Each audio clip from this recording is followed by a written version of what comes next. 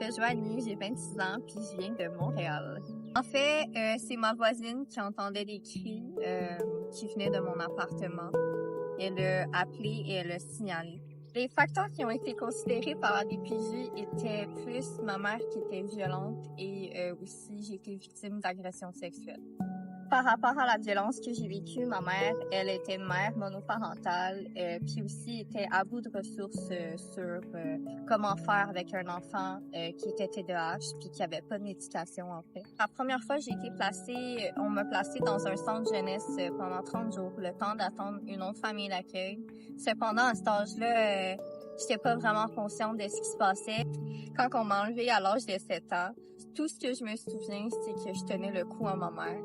Puis de l'autre côté, il y avait les travailleurs sociaux qui me tiraient de l'autre côté. C'était vraiment une image qui me marque. J'ai à peu près eu entre 6 et 7 placements. Je vais vous parler de à peu près 5 placements que j'ai vécu, que je me souviens. Un centre que j'ai fait, ça s'appelle le Diapason. C'est un peu comme, moi j'appelle ça une petite prison pour enfants. Quand j'ai été, en fait, j'étais enfermée, pas le droit de sortir. Seulement pour aller aux toilettes ou juste te doucher ou manger.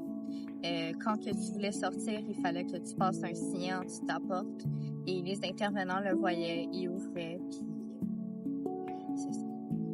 Sinon, il y a un foyer de groupe que je me souviens qu'on était vraiment plusieurs jeunes, je te dirais une dizaine, et puis on est à peu près 4 par chambre.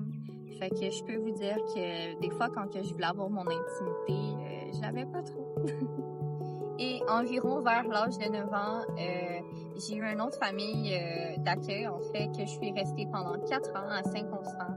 Ce qui est vraiment cool avec la famille d'accueil à Saint-Constant, c'est que j'ai pu vraiment me développer en tant qu'enfant. J'ai pu recevoir tout l'amour aussi que j'avais besoin. Et puis, j'ai pu connaître l'amour inconditionnel. Fait que... J'ai aussi une famille d'accueil à Hochelaga-Maisonneuve, après Saint-Constant. En fait, ça a été quand même dur pour moi parce qu'à Saint-Constant, vu que j'étais enfant, on prenait le temps de faire tout pour moi, mes petits déjeuners, lavage et compagnie. Et puis quand je suis arrivée à Hochelaga, c'était complètement le contraire. La madame, en fait, était à mobilité réduite, donc elle pouvait pas faire grand-chose. Puis moi, ben j'étais très jeune, je savais pas comment faire mon lavage, mon épicerie, tout ça. Donc, ça a vraiment pas été de bonnes conditions. Surtout que je recevais comme une part de 150$ par mois. Puis, fallait que j'aille faire mon épicerie avec pour tout le mois à 14 ans. Et puis, par la suite, j'ai fait une autre famille d'accueil à NDG, à Montréal. Ça a été aussi tout le contraire de la famille d'accueil à Hochelaga-Maisonneuve. Cette madame-là, elle avait beaucoup de nourriture. Elle nous montrait aussi plusieurs tâches de responsabilité dans la maison à faire. Aux études, elle voulait vraiment qu'on réussisse, fait qu'elle nous faisait nos devoirs. C'était vraiment une bonne famille d'accueil et ça a été la dernière.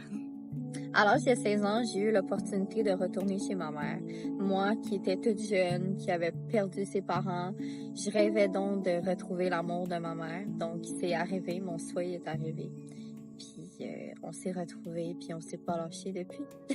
Il y a vraiment un beau message que j'aimerais lancer, que si tu penses que tu es dans la sombreté, puis que tu vas pas voir la lumière au bout du tunnel, trompe-toi parce que je te dis... la vie est vraiment belle quand tu choisis qu'elle soit belle.